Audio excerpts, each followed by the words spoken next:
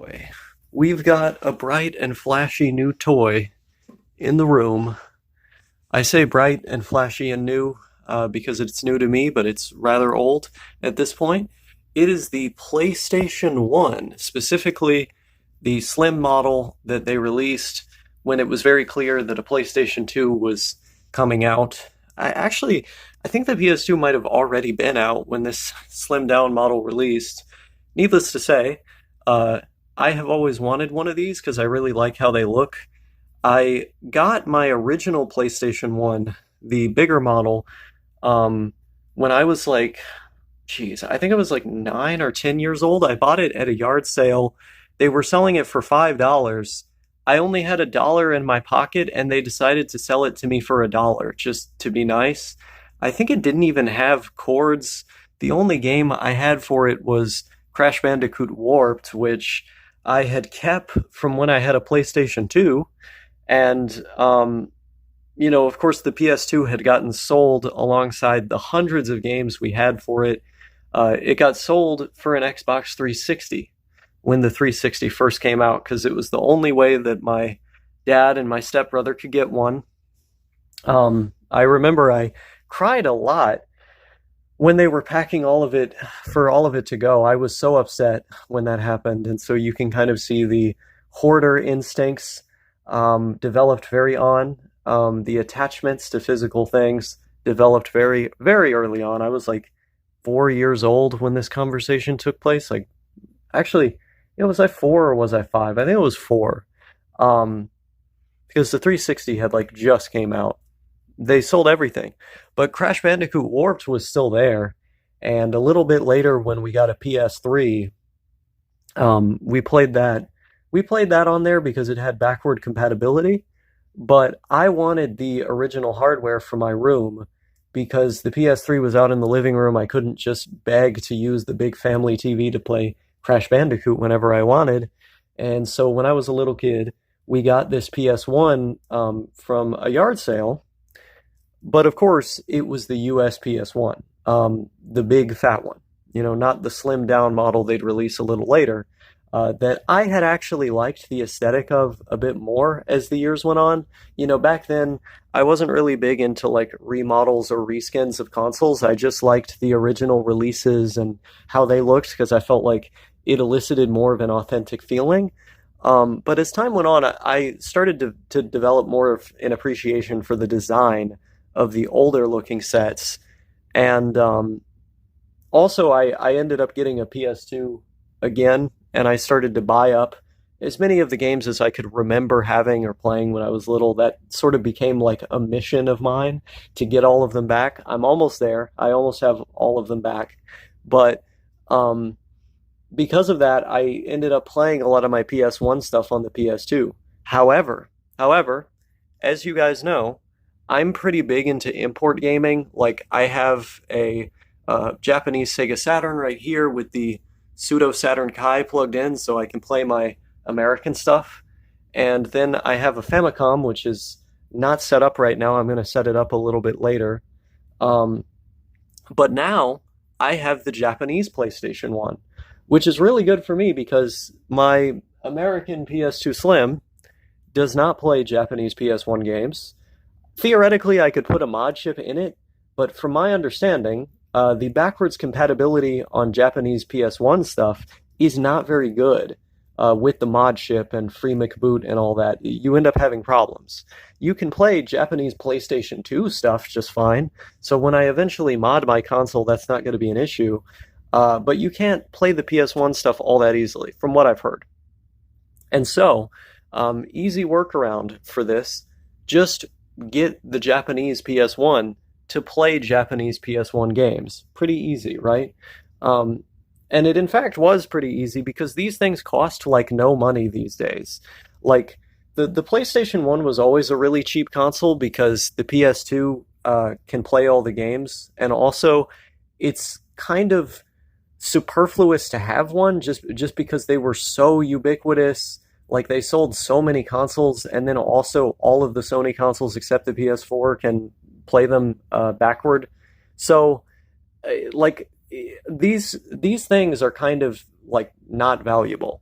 People are not going after them in huge numbers. We have seen sort of an uptick in the American consoles, but what I've noticed always is that the Japanese consoles tend to be worth a lot less money, no matter what console you're looking at. So any console that you could theoretically buy in the US, you can get a cheaper version in Japan, pretty much always. Um, and I noticed online, oh yeah, like you can get one of these things in really good condition for like $50. You can get one of these things for like $30. I'm pretty sure that's how much I got my Famicom for. My Famicom I got for like $35, something like that. This stuff is really cheap. Um, and a lot of the games are pretty cheap as well. Like just recently, I picked up this one, Wonder Trek, which is kind of a top-down exploring game, but like it looks like it almost has like a claymation style. I can't really read most of this, so I won't be able to tell you what's going on the back, but pretty cool, right? And as I get better at reading kanji, it's going to become easier to decipher some of what's going on in these games. I also have these games that came with it. Like you got this cutesy looking baseball game that I'm definitely going to enjoy because I like baseball games, but it's a Konami sports game, so it's likely to be pretty arcadey, likely to be pretty good. Um, it looks like there might be like even a degree of like complexity or simulation to it. I don't know. Um, there's this one which I don't entirely. What is this, arcade games? I don't know. This looks like some rhythm game type stuff, which is, I mean, okay, cool. But those just came with the console. Wonder Trek I had to buy myself, but that one came with the console. Um, this stuff, this stuff is all together with it. Um, Kind of surprised that this exists. NBA Power Dunkers. Like, part of me is wondering, like, was this released stateside? I honestly don't know. I mean, it probably was because it's got the NBA logo on it, but I've never seen this game stateside. I'm sure it exists, but I've never seen it. It's cool to have the Japanese one because, well, it's got Japanese. But yeah, there are a lot of cool games that were released only in Japan for this thing, in spite of the fact that the PS1 did not really sell all that well in Japan. During that generation, by far and wide, the most popular console was the Sega Saturn in Japan. The Sega Saturn released hundreds of exclusive games in that region. The PlayStation 1, on the other hand, came in third place, with even the Nintendo 64 beating it out in Japan, albeit not by very much. The Saturn still did way better than the whole competition. Um, but the PS1 was just kind of there. You know, they had a presence there because they were doing extremely well in America and in Europe, but they weren't really, people were not moving in their direction for the most part.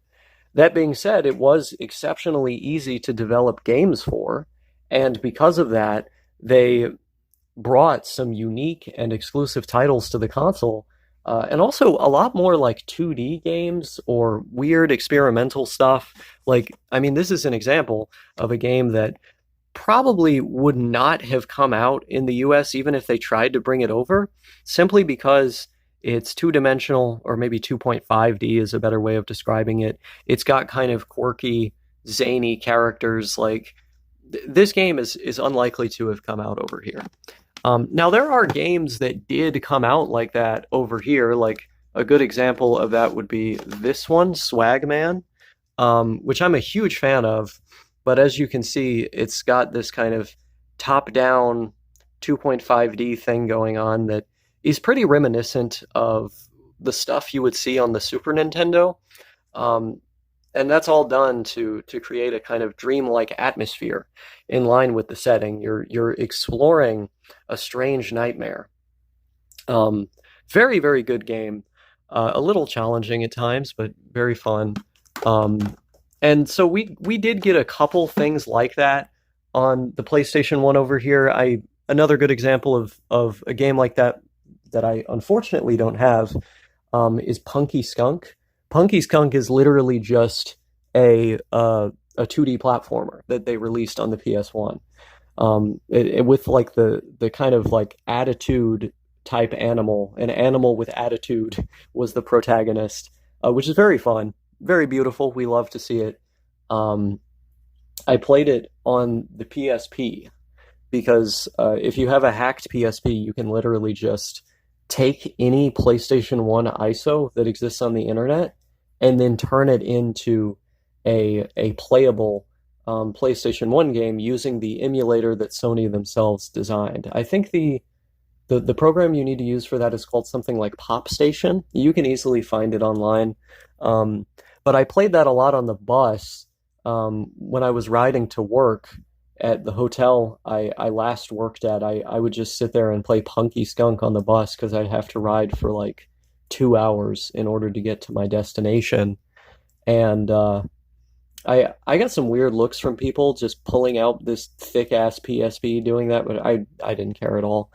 I had a PSP with an IPS screen because the original PSPs could actually be modded to have an IPS screen on the inside, and it looks way better than any PSP that you can get out there. Highly recommend that you get one of those or buy the screen and do it yourself if you know how to. Very good machine. And it's easier, to play PlayStation 1 games that way than like buying all this shit, but I like to have it on the television. So I will inevitably find myself getting things like this. I want to play it on the TV. I want to use a controller. I want to have like the disc and take it out of the box and put it in and get the authentic experience of using a CRT. And so I find myself traversing the internet in search of things such as this and having a great time when it finally arrives. I've been really enjoying this Puyo Puyo game. Um, Even though, as of now, I can't really understand what the characters are on about. That's never really mattered for me with import games. Like I have all those Japanese Xbox games. It's like there's a lot of dialogue in those. I don't know what's going on. I just skip past it. I get to the gameplay. But yeah, I don't know. It looks like we've got a new thing to play around with in here, which has got me really excited. There's a whole world, really, of PlayStation 1 stuff that is untouched, you know? Even in like the European market, which, yeah, I'm not going to go full like maximalist and just buy a European PS1 that's a little bit too far. Maybe I'll put a mod chip in this one.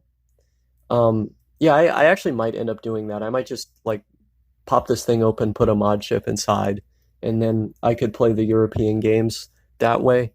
But I'd probably need to hook it up to my retro tank, come to think of that, because it'll output at 50 hertz, and that's not going to work with just the standard AV cables. It won't display on the TV, most likely. So yeah, I have to hook it up to the retro tank, and then upscale the video, and then the video is going to go to my HD TV, which it would work fine on. But that's a lot of inside baseball. That's a lot of like, okay, if you have all these consoles and have all this stuff, you're gonna need like a mountain of things to hook it all up. Like I've talked about this step up, step down converter before. Um, really simple device, but it's gonna set you back a little bit in order to just use some of these machines. And of course, over here I have my retro tank. That right now it's being used for the PlayStation 2 to get better video quality when I play those games. But you can easily hook up stuff from other regions to this, and it will output it at the correct resolution and upscale it like frame by frame. It'll redraw the lines like very quickly to the point where there's no input lag. It was designed in a way where everything gets upscaled, but it does not produce any lag by the time it gets to your screen. It's like seamless. And so you can take a lot of these consoles from, for example, PAL regions from Europe, hook it up to this thing, and it's going to look right on your NTSC television, your US television. But also, it'll display in HD, which is nice. I to see the 720p um, upscaling from there to here, a big CRT that properly displays the black colors more brightly and vibrantly displays the other colors. You get that sense of depth on one of these things. You also have like the fact that a lot of the stuff from the PlayStation 2's generation specifically was designed with these kinds of TVs in mind.